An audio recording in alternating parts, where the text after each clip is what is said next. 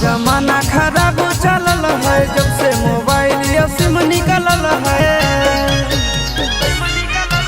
जुग जमाना खराब चलल है जब से मोबाइल या सिम निकलल है।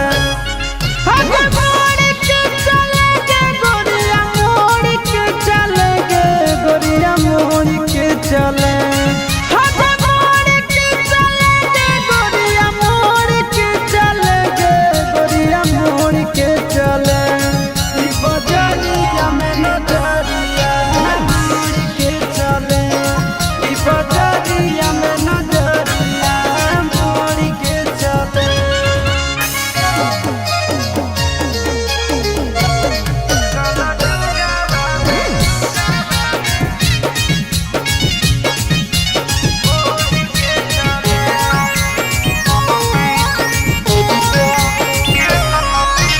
शहर के चलन चलावे न गाँव में दाग लगावे न कुल के